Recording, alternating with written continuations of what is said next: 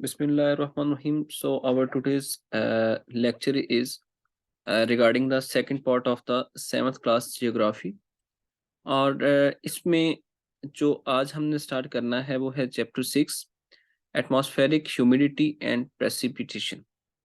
ठीक है, ह्यूमिडिटी हम किसको कहते हैं और प्रेसिपिटेशन हम किसको कहते हैं, ये चीज़ें हम थोड़ा सा इनका कंसेप्ट जो है वो क्लियर करेंगे। ठीक है, फर्स्टली द ह्यूमिडिटी क्या होती है। जो एटमॉस्फेयर में वाटर की प्रेजेंस होती है उसको हम ह्यूमिडिटी कहते हैं। बेसिकली जब पानी in the form of vapours जाता है एटमॉस्फेयर में, तो वो जो एटमॉस्फेयर में वाटर वेपर्स की फॉर्म में जो वाटर मौजूद होता है उसको हम ह्यूमिडिटी कहते हैं। ठीक है, the water from sea, lakes and rivers continuously enter the atmosphere by the process of evaporation. So आपको ये पता होना चाहिए कि ह्यूमिडिटी क्या है। ठीक है, उसकी डेफिनेशन क्या है। जब एयर का टेम्परेचर हाई होता है फिर वाटर वेपर्स को एब्जॉर्ब करने की जो कैपेसिटी होती है एयर की वो ज्यादा होती है। जब एयर में ज्यादा वाटर वेपर्स होते हैं फिर एक पार्टिकुलर टेम्परेचर ऐसा आता है कि वहां पे एक कंडेंसेशन का जो प्रोसेस है वो स्टार्ट हो जाता है।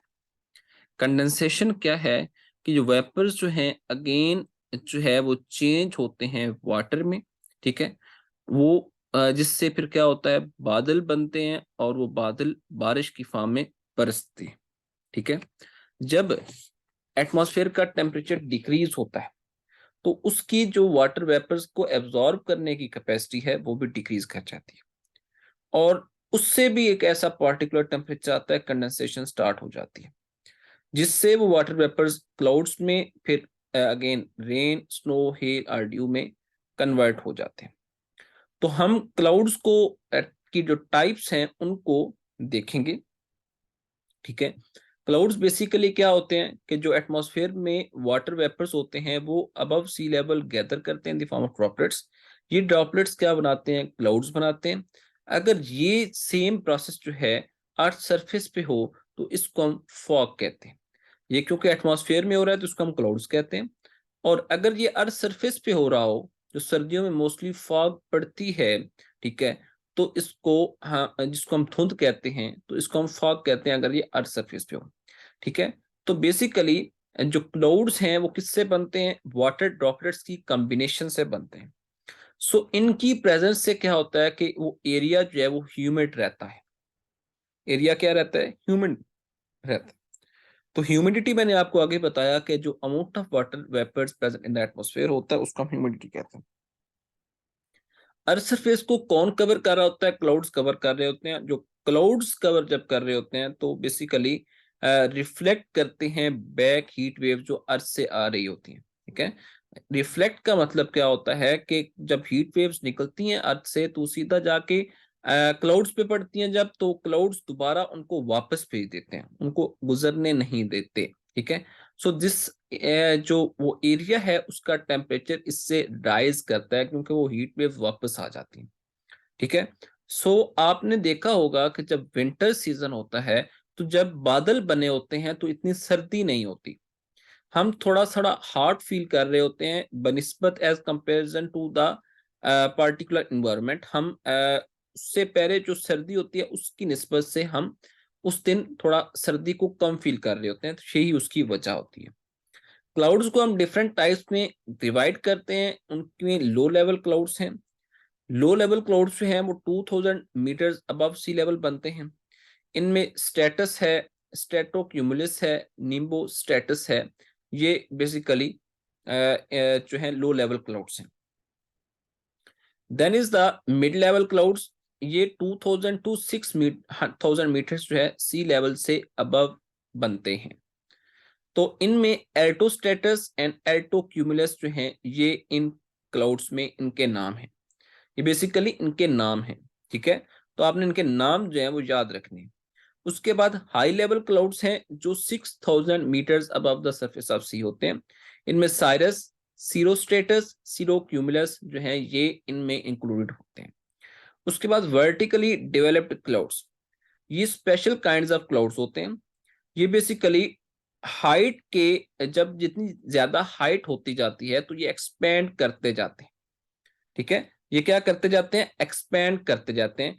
तो ये एक्सपेंशन इन दीज क्लाउड्स जो है वो अबाउट कितनी है, 1000 to 12,000 metres above sea level.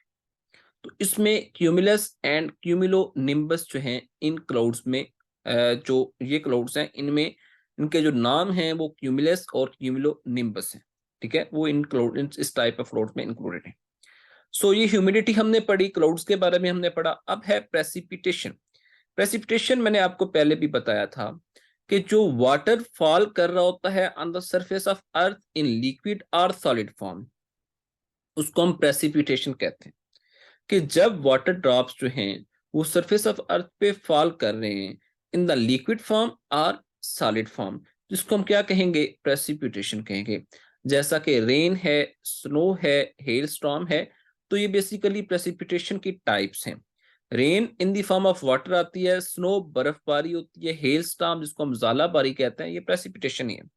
जो रेनफॉल होता है ये आपको पता ही है कि जब क्लाउड्स बनते हैं तो उससे फिर आगे रेन आती है, तो वो बेसिकली जो है पानी की फॉर्म में जो वाटर ड्रॉपलेट्स नीचे गिरते हैं, ठीक है, तो ये रेनफॉल कहलाती है, ठीक है। तो ये भी प्रेसिपिटेशन टाइप है। Then is the orographic rainfall, rain which is because of mountains, जो माउंटेन्स की वजह से रेन हो उसको हम ओरोग्राफिक रेनफॉल कहते हैं। When winds full of water vapour face the hindrance of mountains, जब विंड्स जो हवाएं हैं वो वाटर वेपर्स उनमें फुल होता है, लेकिन वो हिंड्रेंस ऑफ माउंटेन्स फेस करती हैं, माउंटेन्स की वजह से रुकावट फेस करती हैं। They move up along the slope and their temperature falls, वो स्लोप से जो है मूव करती हैं up along the slope and उससे उनका टेम्परेचर फॉल कर जाता है। तो ये वेपर्स जो है ये ड्रॉप्स में टर्न होते हैं और रेनफॉल इससे होता है।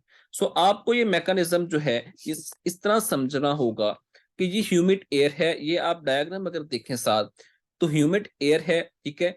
तो ये माउंटेन है, उसकी डायरेक्शन जो एयर की है उसमें रिटार्डेशन आई है, उसमें डिस्ट्रैक्शन आई है, उसमें हिंड्रेंस आई है, जिससे उनको उसको अपना रास्ता चेंज करना पड़ा है। उसमें ह्यूमिड एयर थी, उसमें वाटर ड्रॉपलेट्स की क्वांटिटी ज्यादा थी, ठीक है, तो उसने अलॉन्ग द स्लोप मूव किया और उससे उसका टेम्परेचर फॉल कर गया, ठीक है। सो इससे वो वेपर्स जो है ड्रॉप्स में कन्वर्ट होकर रेनफॉल का सबब बनते हैं। Then is the convectional rainfall, ये रेन होती है ड्यू टू कन्वेक्शनल करंट्स, ठीक है। In hot areas the air due to both temperature become light and when there is more evaporation the air rise in the form of convectional currents. So आपने देखा होगा कि जब गर्मी पड़ती है तो हमें ऐसे फील हो रहा होता है जिस तरह कोई धुआं सा या कुछ ऐसी चीज जो है वो उठ रही है और आसमान की तरफ जा रही है, ठीक है, आपने अक्सर ये चीज देखी होगी। तो बेसिकली टेम्परेचर के ज्यादा होने से एयर जो है वो लाइट हो जाती है, और जब ये लाइट होती है तो इवेपोरेशन बहुत ज्यादा होती है, ठीक है। तो एयर जो है कन्वेक्शनल करंट्स की फॉर्म में राइज करती जाती है। As long as air goes upward temperature goes on decreasing, जितना ज्यादा जब जितनी एयर ज्यादा ऊपर जाती है तो टेम्परेचर जो है वो डिक्रीज हो जाता है, और जो वाटर वेपर्स हैं वो ड्रॉप्स की फॉर्म में जो है कन्वर्ट होकर रेनफॉल का सबब बनते हैं। उसके बाद साइक्लोनिक रेनफॉल है, जो बेसिकली हाई प्रेशर से लो प्रेशर पे जब एयर ट्रेवल करती है तो बेसिकली हॉट और कोल्ड विंग इसमें इंटरमिंगल कर रही होती हैं, तो इससे एक साइक्लोन बनता है, ठीक है। क्योंकि हॉट वेव्स भी होती हैं, कोल्ड विंड्स भी होती हैं, मतलब हॉट विंड्स भी होती हैं, कोल्ड विंड्स भी होती हैं। सो हाई प्रेशर के एरिया से एयर ट्रेवल करके किधर जा रही है, लो प्रेशर के एरिया पे, ठीक है। तो हॉट और कोल्ड विंड्स वहां पे इंटरमिंगल कर रही हैं, तो इससे एक साइक्लोन बन रहा है। Cyclone is an area of low pressure, cyclone किसका एरिया है, लो प्रेशर का एरिया, ठीक है। तो hot air moves upward after getting light in the wet, तो हॉट एयर जो है वो जब लाइट हो जाती है तो वो अपवर्ड मूव करना शुरू कर देती है, इससे टेम्परेचर डिक्रीज करते हैं ग्रेजुअली और कंडेंसेशन स्टार्ट होती है जिससे रेन होती है। देन इज द आइजो height, the quantity of precipitation is not uniform on the surface of earth, on maps the quantity of precipitation is at different areas divided into iso height, तो basically जो precipitation की quantity है वो surface of earth पे uniform नहीं होती, कहीं पे ज्यादा रेन हो रही होती है, कहीं पे कम हो रही होती है, ठीक है।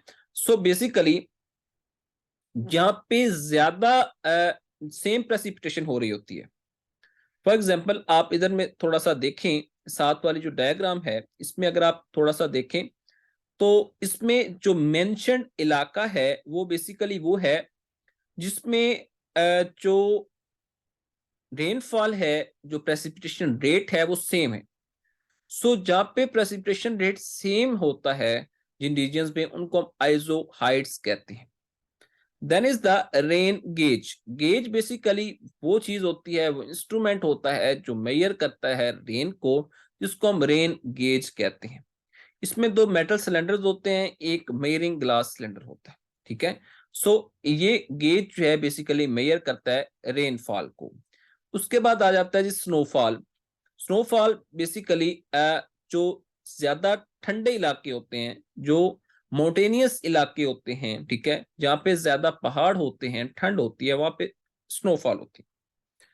स्नोफॉल बेसिकली क्या है कि जब टेम्परेचर बिलो हो जाता है फ्रीजिंग पॉइंट से, तो जो ह्यूमिड एयर जो है वो एक ऐसे पॉइंट पर जाती है जहाँ पे टेम्परेचर बिलो हो जाता है फ्रीजिंग पॉइंट से। सिर्फ लो जब फ्रीजिंग पॉइंट से होता है तो वो वाटर वेपर्स जो हैं, जो ड्रॉपलेट्स में कन्वर्ट होकर बारिश की फॉर्म में नीचे गिरते हैं, उनके जो है वो वही जो वाटर वेपर्स हैं वो स्नो में डायरेक्टली कन्वर्ट हो जाते हैं। डायरेक्टली किसमें कन्वर्ट हो जाते हैं? स्नो में। वो ड्रॉपलेट्स की फॉर्म में बनते ही नहीं है। तो ये क्रिस्टल्स कंबाइन करके स्नो फ्लेक्स बना देते हैं। ये फ्लेक्स आर वेरी लाइट, ठीक है, they fly in air and eventually fall on the earth in the form of snow. और ये आहिस्ता आहिस्ता अर्थ पे गिरना स्टार्ट हो जाते हैं इन द फॉर्म ऑफ स्नो। इसको हम स्नोफॉल कहते हैं, ठीक है। तो स्नोफॉल जो है इन द फॉर्म ऑफ लेयर्स होती है अर्थ सरफेस में, और ये लेयर जो है इनिशियली सॉफ्ट होती हैं, फिर उसके बाद ये हार्ड होती जाती है। उसके बाद हेलिंग, ये होती है जालाबारी। एयर में जो वाटर वेपर्स होते हैं वो इतने कोल्ड एरियाज में चले जाते हैं एटमॉस्फेयर में जहां पे टेम्परेचर बिलो फ्रीजिंग पॉइंट होता है। ऐसे एटमॉस्फेयर के रीजन में चले जाते हैं कि जहां पे टेम्परेचर क्या होता है? Below freezing point. तो यहाँ पे वाटर वेपर्स जो हैं वो फ्रीज कर जाते हैं और हेल्स बनाते हैं जो अर्थ सरफेस पे गिरते हैं। When these hails fall, the water vapors in their way join them and their size increases. इससे उनका साइज क्या है? इंक्रीज कर जाता है। उसके बाद स्लीट है। स्लीट बेसिकली जो रेनफॉल और स्नोफॉल का कॉम्बिनेशन है उसको हम स्लीट कहते हैं। When rain drops pass through the lower cold layer of atmosphere, they freeze. These drops contain liquid water inside, but their outer covering is hard. ये drops जो होते हैं इनमें क्या होता है कि आउटर कवरिंग उनकी हार्ड होती है, लेकिन उनके अंदर पानी होता है, ठीक है। सो बेसिकली ये कॉम्बिनेशन हुआ रेनफॉल का और स्नोफॉल का, कि पानी भी बीच में है और स्नो भी मौजूद है। उसके बाद precipitation as source of fresh water. तो ये जो प्रेसिपिटेशन है, चाहे वो रेनफॉल की फॉर्म में हो, चाहे वो जो है स्नोफॉल की फॉर्म में हो, तो ये बेसिकली फ्रेश वाटर का भी सोर्स होता है, ठीक है। अब मैं आपको पहले ये चीजें आपने खुद देख लेनी है जरा, तो आपको मैं एक जनरल सिनेरियो बता देता हूं कि होता क्या है। होता ये है कि बेसिकली जब ये स्नोफॉल होती है, जब ये स्नोफॉल होती है तो ये वाटर वेपर्स, मैंने आपको बताया, instead of becoming into liquid, ये क्या कर जाते हैं? फ्रीज कर जाते हैं। तो ये स्नोफॉल पहाड़ों पे होती है, तो उससे क्या होता है कि वो लेयर्स की फॉर्म में इकट्ठी हो जाती है। So after the cold season, जब वो कोल्ड सीजन या विंटर सीजन खत्म होता है, जब समर सीजन आता है, तो ये जो स्नो है ये स्टार्ट करती है मेल्ट करना, जिससे बेसिकली रिवर्स बनते हैं, रिवर्स इमर्ज होते हैं, और वो रिवर्स जो हैं हमारे लिए सोर्स ऑफ वाटर जो है वो होते हैं, ठीक है। उसके बाद ये चैप्टर हमारा कंप्लीट हुआ। Then is the agriculture. ये एक बड़ा सिंपल सा चैप्टर है, इसको हम जस्ट एक जो है नजर पढ़ेंगे। इसमें कोई चीज करने वाली नहीं है, ठीक है। करने वाली से मुराद ये है कि कोई ऐसी चीज नहीं है जो उसका आपको पता ना हो, ठीक है। Cultivation of crops and farming of cattle, इसको हम जो है एग्रीकल्चर कहते हैं और हस्बेंड्री कहते हैं। कि आप क्रॉप्स को कल्टीवेट कर रहे हैं या कैटल्स की फार्मिंग कर रहे हैं तो उसको हम एग्रीकल्चर कहते हैं, ठीक है।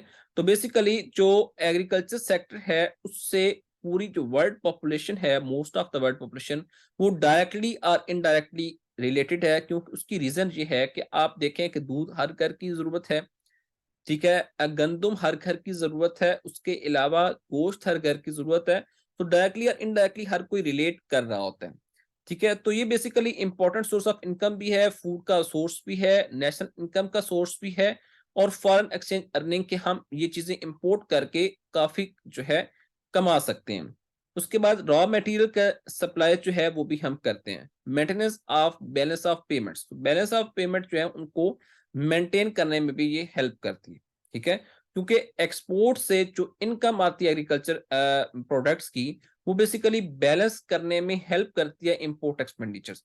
एक्सपोर्ट्स क्या होते हैं और इंपोर्ट्स क्या होते हैं मैं आपको पहले बता चुका हूँ। एक्सपोर्ट्स वो होते हैं जो हम अपने प्रोडक्ट्स जो हैं बाहर के किसी मुल्क में बेचते हैं, वो होते हैं एक्सपोर्ट। और जो इंपोर्ट होता है कि हम बाहर से कोई चीज लेकर आ रहे हैं अपने मुल्क में, तो होता है इंपोर्ट। बदकिस्मती हमारी ये है कि हम ज्यादा इंपोर्ट्स करते हैं, एक्सपोर्ट्स हमारी कम है, जिसकी वजह से बैलेंस ऑफ पेमेंट जो है वो हमारे लिए मेंटेन करना मुश्किल है। बट एग्रीकल्चर सेक्टर, क्योंकि पाकिस्तान एक एग्रीकल्चरल कंट्री है, तो पाकिस्तान का जो एग्रीकल्चर है वो बेसिकली हेल्प आउट कर रहा है कि वो बैलेंस ऑफ पेमेंट्स को मेंटेन कर रहे हैं। अब एग्रीकल्चर की टाइप्स कितनी हैं? टाइप्स, एक है सबसिस्टेंस एग्रीकल्चर। ये बेसिकली सेल्फ सफिशिएंसी फार्मिंग है in which farmer focus on growing enough crop to feed themselves and their families. ये सबसिस्टेंस एग्रीकल्चर में सिर्फ वो चीजें आती हैं कि एक जो फार्मर है वो सिर्फ अपना और अपनी फैमिली का सोचता है, उनके लिए फीड बनाता है, ठीक है, उनके लिए गंदम पैदा करता है, उनके लिए जो सोर्सेज हैं जो रिक्वायर्ड है उनको अपनी खुराक जो रिक्वायर्ड है वो जो है बनाता है, ठीक है। तो ये फील्ड जो है इस्तेमाल होते हैं जहाँ पे मॉडर्न मशीनरी जो है वो यूज नहीं होती। इंटेंसिव एग्रीकल्चर है कि जहाँ पे बेटर प्रोडक्शन होती है, ठीक है, वो बेसिकली स्मॉल एरिया से भी बेटर प्रोडक्शन हम ले रहे होते हैं। यहाँ पे हम गुड फर्टिलाइजर यूज कर रहे होते हैं, पानी का इस्तेमाल कर रहे होते हैं, पेस्टिसाइड्स पेस्टिसाइड्स होता है।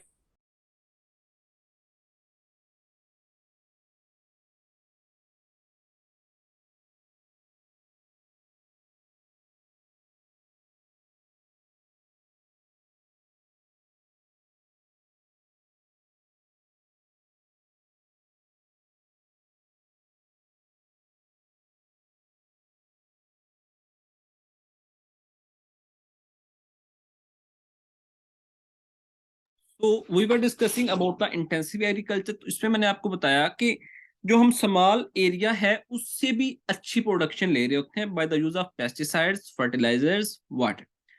तो बेसिकली पेस्टिसाइड्स क्या है? जड़ी बूटियों को मारने के लिए जो गैर जरूरी चीजें होती हैं उनको मारने के लिए जो दवाई इस्तेमाल की जाती है वो पेस्टिसाइड्स होती है, ठीक है। तो बेसिकली ये इंटेंसिव एग्रीकल्चर मॉडर्न जो है उसको हम कह सकते हैं। Then is the extensive agriculture. तो बेसिकली ये जो टाइप ऑफ एग्रीकल्चर है ये प्रैक्टिस होती है जहाँ पे लैंड ऑफ कल्टीवेशन जो है अबंडेंट होती है। वहां पे प्रैक्टिस होती है जहाँ पे लैंड ऑफ कल्टीवेशन क्या है, वो अबंडेंट होती है, ठीक है। उसके बाद कमर्शियल एग्रीकल्चर है। तो ये बेसिकली ये टाइप ऑफ एग्रीकल्चर जो है ये कमर्शियल पर्पजेज के लिए यूज होती है। क्रॉप्स यहाँ से प्रोड्यूस होती हैं on large scale to earn profit. Profit को अर्न करने के लिए जो है ये जो है लार्ज क्वांटिटीज पे बेसिकली जो प्रॉफिट को अर्न करने के लिए मेथड यूज किया जाता है उसको हम कमर्शियल एग्रीकल्चर कहते हैं। Then is the plantation agriculture. Crops grown on the plantation include sugar cane, banana, coconut, spices and coffee. तो बेसिकली ये प्लांटेशन एग्रीकल्चर है। बेसिकली ये है कि एक रिक्वायर्ड क्वांटिटी बनाने के लिए किसी भी चीज की, कोई फ्रूट हो सकता है, एनीथिंग एल्स, ठीक है, तो हम उनको प्लांट करते हैं। बेसिकली ये करना क्या होता है कि इन चीजों को एक्सपोर्ट करना होता है फॉर द एक्सपोर्ट पर्पज और to meet our own demand. तो हमने ये करना होता है। तो इसलिए हम प्लांटेशन एग्रीकल्चर इसको कहते हैं। और इसके लिए इस फील्ड्स जो हैं वो बहुत ज्यादा जरूरी होते हैं। फील्ड्स जो हैं बड़े वास्ट जो होते हैं वो जरूरी होते हैं। Then is a truck farming. Perishable fruits and vegetables are brought to market in trucks. तो जो फ्रूट्स एंड वेजिटेबल्स जो पेरिशेबल होते हैं, जो पेरिश हो सकते हैं, जिनको नुकसान पहुंच सकता है, जो खराब हो सकते हैं, उनको ट्रक्स में लाया जाता है, इसलिए इनको पेरिशेबल जो है जो ट्रक फार्मिंग कह सकते हैं, या पेरिशेबल फ्रूट्स एंड वेजिटेबल्स कह सकते हैं। उसके बाद मिक्स्ड फार्मिंग। तो बेसिकली मिक्स्ड फार्मिंग में क्या होता है कि in this type of agriculture crops growing and cattle breeding is done simultaneously. कि क्रॉप्स को भी ग्रो किया जाता है और इसके साथ कैटल को भी ब्रीड किया जाता है। हमारे फार्मर हजरात क्या करते हैं कि वो क्रॉप्स को ग्रो करते हैं, कल्टीवेट करते हैं, ठीक है, चारा बनाते हैं, और साथ बफलोज रखी होती हैं, कॉज रखी होती हैं, जो कैटल ब्रीडिंग है, ठीक है। तो ये दोनों साइमल्टेनियसली हो रहे होते हैं, एक ही वक्त में हो रहे होते हैं, ठीक है। तो बेसिकली ये लोकल रिक्वायरमेंट्स को फुलफिल करने के लिए ये काम किया जाता है। इसके अलावा इसके कमर्शियल ऑब्जेक्टिव्स भी हो सकते हैं। सीरियल क्रॉप्स वो क्रॉप्स होती हैं जो बेसिकली दाने वाली क्रॉप्स होती हैं, जैसा कि वीट है, राइस है, ग्राम, वेरियस लेंटिल्स। तो बेसिकली ये लार्ज स्केल पे कल्टीवेट की जाती हैं ताकि लोकल रिक्वायरमेंट्स को फुलफिल किया जा सके। अब उसके बाद सैलिएंट फीचर्स अगर हम देखें, ठीक है, तो इरिगेटेड एग्रीकल्चर, जिसको हम बेसिकली पानी देते हैं, cultivation of the crops by using irrigation system, ठीक है, पानी देते हैं। तो बेसिकली ये नहरी पानी भी हो सकता है या खुद कोई ट्यूबवेल का पानी जो है वो भी हो सकता है, ठीक है। उसके बाद रेन शेड एग्रीकल्चर, जिसको सिर्फ क्या है, रेन से का जो पानी है वो कल्टीवेट करने के लिए हेल्प करता है, उसके अलावा उसको कोई और पानी नहीं मिलता। तो ये बेसिकली एग्रीकल्चर, ये जो एग्रीकल्चर है, ये डेजर्ट एरियाज में, प्लेट्यूस में और माउंटेनियस रीजन्स में प्रैक्टिस होती है, क्योंकि वहां पे कोई पानी का और सोर्स नहीं होता, ठीक है। उसके बाद माउंटेनियस एग्रीकल्चर बेसिकली क्या है कि जो स्टेप फील्ड्स हैं, जो फार्म किए जाते हैं बाय कटिंग हिल स्लोप्स। तो हिल की जो स्लोप्स हैं उनको कट करके कुछ ना कुछ फील्ड्स बनाए जाते हैं ताकि कुछ ना कुछ जो चीजें हैं वो वहां पे उगाई जा सके। Then is the distribution of major crops in of Pakistan. तो दो सीजन्स हैं हमारे पास, एक रबी है और एक खरीफ है। आपको ये पता होना चाहिए कि रबी क्रॉप्स हैं वो हम विंटर में सो करते हैं, मतलब उनको उनको बीज जो है वो विंटर में डाला जाता है, और उनको जो हार्वेस्ट किया जाता है वो समर में किया जाता है, मई में किया जाता है। और इसमें वीट, बार्ले, ग्राम, आयल और सीड, ठीक है। सो जो है वीट, बार्ले, ग्राम, आयल, सीड्स जो है ये हैं क्या है, रबी क्रॉप्स हैं, ठीक है। सो आपको ये पता होना चाहिए कि रबी क्रॉप्स कौन सी हैं। तो आपको जो रबी क्रॉप्स हैं इनके नाम जो हैं मस्ट पता होने चाहिए, बाकी चीजें जो हैं वो इतनी इंपॉर्टेंट नहीं है, ठीक है। तो उसके बाद food and cash crops are grown. Pakistan में जो ज्यादातर किया जाता है प्रैक्टिस के, फूड और कैश क्रॉप्स जो हैं वो ग्रो की जाती हैं। फूड क्रॉप्स में क्या आता है, राइस आता है, वीट, मेज, स्पाइक, पर्ल, मिलेट, etc। ये बेसिकली जो पॉपुलेशन की ग्रोथ हो रही है पाकिस्तान में बहुत ज्यादा, उसको उसकी जो नीड्स हैं उनको फुलफिल करती है। उसके बाद जो क्रॉप्स, आप कैश क्रॉप्स इनको कहते हैं कि जो वो क्रॉप्स जो बेसिकली आपके लिए प्रॉफिटेबल जो है साबित होती हैं, जिनको आप बेच के एक अच्छा प्रॉफिट अर्न कर सकते हैं, वो होती हैं कैश क्रॉप्स, ठीक है। सो डिफरेंट कैश क्रॉप्स के नाम जो हैं वो गिवन है, ये आपने देख लेने हैं, they are not too much important to be discussed, ठीक है। राइस है, वीट है, मेज है जिसको मकई कहते हैं, कॉटन है, ठीक है, जिससे रुई बनती है। तो ये बेसिकली शुगर केन जो गन्ना है तो ये चीजें आपने मस्ट देख लेनी है। उसके बाद जो एग्रीकल्चरल प्रॉब्लम्स हैं वो बेसिकली फाइनेंशियल ट्रबल्स हैं, ठीक है, नेचुरल डिजास्टर्स कोई हो जाता है, फ्लड आ जाता है, अर्थक्वेक आ जाता है, ड्रॉट आ जाता है, तो इससे बड़े प्रॉब्लम्स आ जाते हैं। उसके बाद जो सैलिनिटी है, वाटर लॉगिंग है। सैलिनिटी क्या होती है कि साल्ट की क्वांटिटी जो है जमीन में ज्यादा हो जाती है, जिससे ग्रोथ नहीं होती, कल्टीवेशन नहीं होती।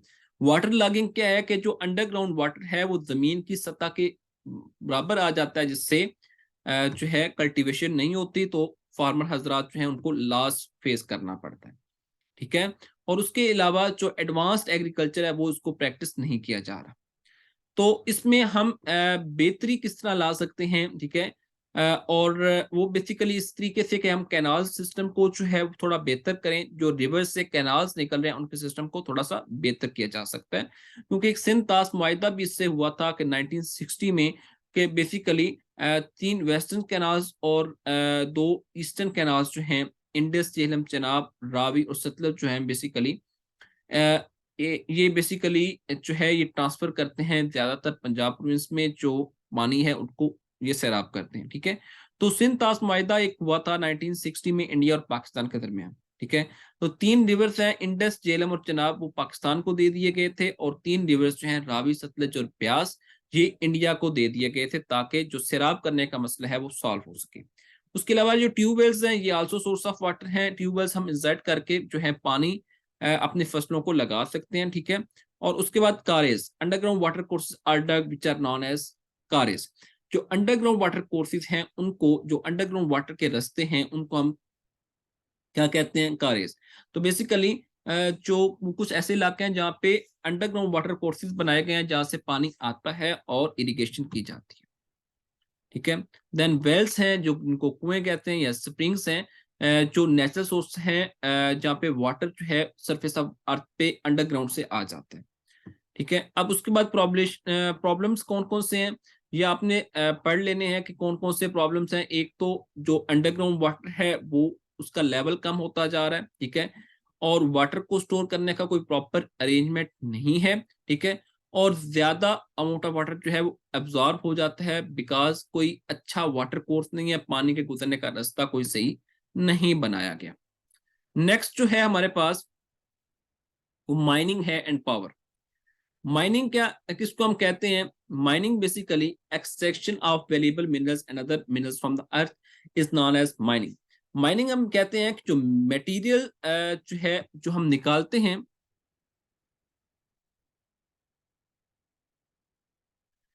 जो वैल्यूएबल मिनरल्स की एक्सट्रैक्शन होती है या दूसरे मटेरियल्स की अर्थ से, उसको हम कहते हैं mining.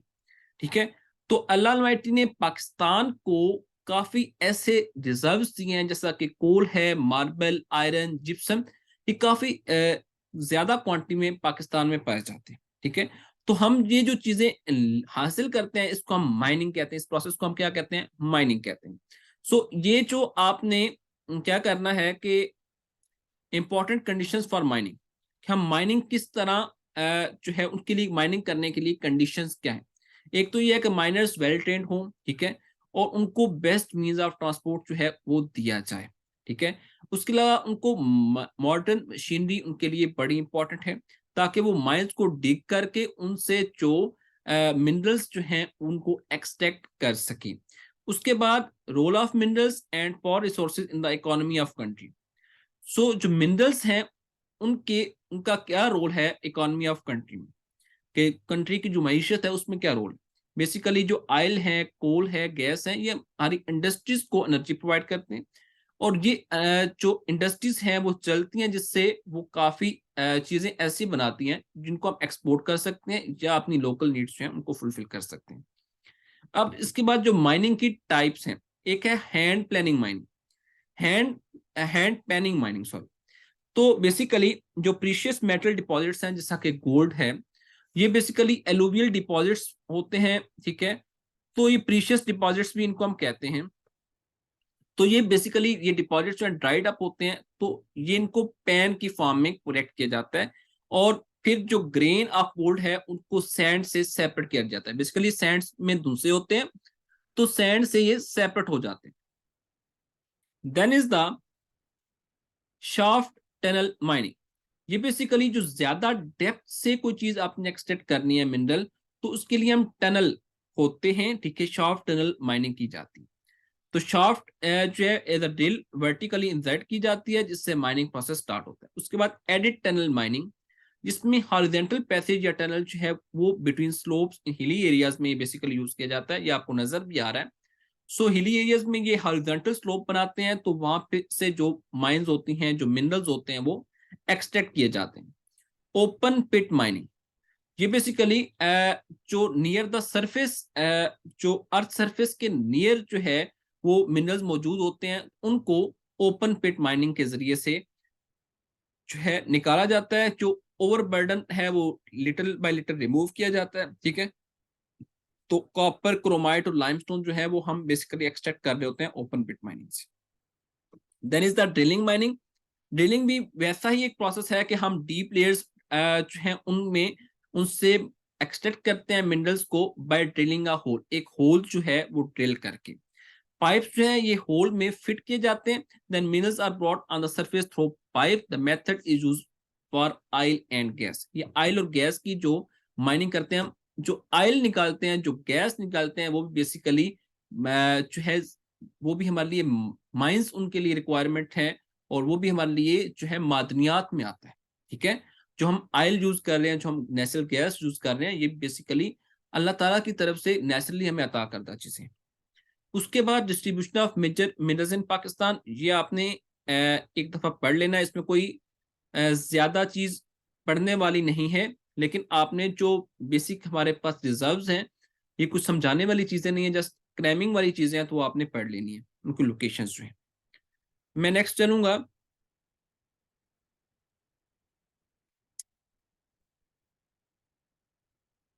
Power resources of Pakistan. Pakistan के पास पावर रिसोर्सेज कौन से हैं? इलेक्ट्रिसिटी हमारे पास पावर रिसोर्स है। इलेक्ट्रिसिटी हम जनरेट किस तरह करते हैं? हाइड्रो पावर से। हाइड्रो पावर क्या है कि हम water with the help of water जो है वो टर्बाइंस को चलाते हैं, जिससे क्या होता है कि बिजली प्रोड्यूस होती है। ये बेसिकली सारा मैकेनिज्म है। तरबेला डैम जो है वो इंडस रिवर पे मौजूद है। ठीक है, एक largest hydro electric power project है। गाजी ब्रोथा सेकंड लार्जेस्ट है। Mangla dam on the river Jhelum is the third largest. ठीक है, तो रिवर काबुल पे भी वर्सक डैम बनाया गया। तो बेसिकली डैम्स बनाए जाते हैं। डैम्स क्या करते हैं? पानी को कलेक्ट करते हैं। पानी जो है इन द फॉर्म ऑफ प्रेशर जो है वो ऐसी चीजों के साथ टकराता है जिससे टर्बाइंस चल जाती हैं, और टर्बाइंस में जनरेटर होता है जो बेसिकली बनाता क्या है? इलेक्ट्रिसिटी बनाता है। थर्मल इलेक्ट्रिक पावर, थर्मल थर्म्स का मतलब सही आपको समझ जाना चाहिए। थर्मल मींस हीट या टेम्परेचर। ठीक है, सो ये with the help of temperature जो है इलेक्ट्रिक पावर बनाई जा रही है। उसके बाद nuclear power with the help of nucleus. ठीक है, सो ये एटॉमिक एनर्जी पावर है, जो पाकिस्तान एटॉमिक एनर्जी कमीशन है वो बेसिकली इसको प्लान करता है, इंस्टॉल करता है, और न्यूक्लियर पावर प्लांट्स की जो ऑपरेशन है उनको उनके लिए रिस्पॉन्सिबल होता है। कराची न्यूक्लियर पावर प्लांट जो है, जिसको हम कैनप कहते हैं, एक ऐसा प्लांट है पाकिस्तान में। ठीक है, और उसके अलावा भी काफी एटॉमिक एनर्जी प्लांट्स जो है वो इंस्टॉल किए गए हैं नियर द चश्मा टाउन ऑफ डिस्ट्रिक्ट मियांवाली। ठीक है, जिसमें हम चश्मा न्यूक्लियर पावर प्लांट 1 उसको कह सकते हैं, या और दूसरा एक है चश्मा न्यूक्लियर पावर प्लांट 2। उसके बाद सोलर, आपने देखा होगा कि आजकल लोग क्या करते हैं? सिलिकॉन प्लेट्स यूज करते हैं। उससे वो बेसिकली क्या काम करती हैं सिलिकॉन प्लेट्स के? वो सोलर जो है, सनलाइट जो है उसको, उसकी रेज जो है अपने में एब्जॉर्ब करके उससे इलेक्ट्रिसिटी जनरेट करती हैं। तो ये सोलर पावर है। ठीक है, उसके बाद विंड पावर। विंड पावर में क्या होता है कि विंड पावर जो है विंड यूज की जाती है for the power generation. Wind क्या करती है कि वो फैंस को चला देती है। ये फैंस है, जब यहाँ पे ज्यादा विंड हवाएं चलती हैं तो ये क्या करती हैं? ये उन फैंस को चला देती हैं। जब वो चला देती हैं तो उससे क्या होता है कि उससे पावर जनरेट की जाती है। इन फैंस को हम टर्बाइंस कह सकते हैं। ठीक है, देन इज द नेक्स्ट। तो हम थोड़ा सा इसका हमने एक ओवरव्यू लिया। ये इंडस्ट्री है। इंडस्ट्री क्या है? Industry is a place where investors provide different raw materials and natural resources to produce different items. Basically raw material जो है इन्वेस्टर प्रोड्यूस करता है, और उससे रॉ मटेरियल से एक जो प्रोडक्ट है वो तैयार की जाती है। डिफरेंट आइटम्स जो है वो तैयार किए जाते हैं।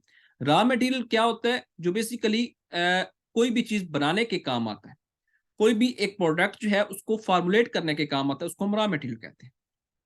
ठीक है, तो इंडस्ट्री जो है उसमें रॉ मटेरियल आता है, जिससे फिर क्या होता है कि एक पूरा प्रोडक्ट बनता है। उसमें डिफरेंट जो है कंडीशंस होती हैं, डिफरेंट स्टेप्स होते हैं। रॉ मटेरियल आता है, फिर मैन पावर यूज होती है, फिर कैपिटल। कैपिटल का मतलब क्या है कि एक इन्वेस्टमेंट रिक्वायर्ड है जो है इंडस्ट्री लगाने के लिए। एक बिल्डिंग रिक्वायर्ड है, मशीनरी रिक्वायर्ड है, अदर एक्सपेंसेस रिक्वायर्ड हैं। ये इन सबको मिला के कैपिटल कहते हैं। उसके बाद एनर्जी।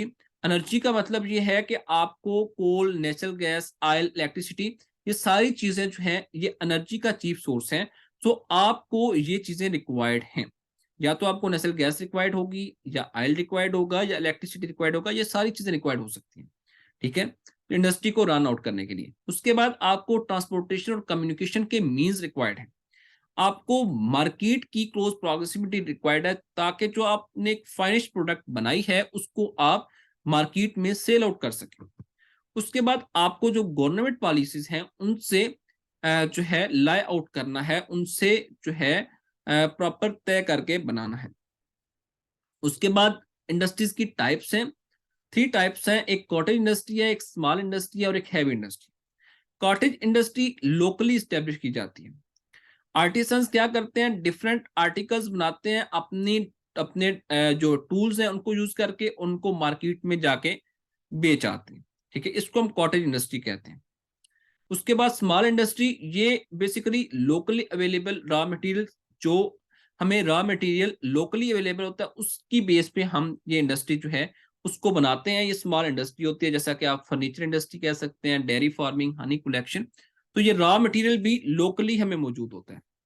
उसके बाद हैवी इंडस्ट्री आती है, तो हैवी इंडस्ट्री जो है इसका रॉ मटेरियल बाहर से भी मंगवाना पड़ सकता है, या हम रॉ मटेरियल जो है खुद तैयार करके उसको एक फाइनल प्रोडक्ट जो है उसकी फॉर्म देते हैं और उसको हम चाहे तो एक्सपोर्ट करें या हम अपनी मीट्स जो है रिक्वायरमेंट्स जो है उनको मीट करें। ठीक है, उसमें आप शुगर कह सकते हैं, सीमेंट, ऑटोमोबाइल, इलेक्ट्रॉनिक डिवाइसेस, तो ये सारी जो है ये हैवी इंडस्ट्री में आती है। सो आज का जो हमारा ये एक लेक्चर था, इसमें बेसिकली हमारा मोटिव तो था कि हम 7th क्लास जियोग्राफी को एंड करें, बट अनफॉर्चुनेटली हम नहीं कर सके। थोड़ा सा रह गया है पोर्शन, आपका जस्ट 1 चैप्टर रह गया है, तो इंशाल्लाह हम वो कल कंप्लीट करके नेक्स्ट क्लास 8 जियोग्राफी स्टार्ट करेंगे।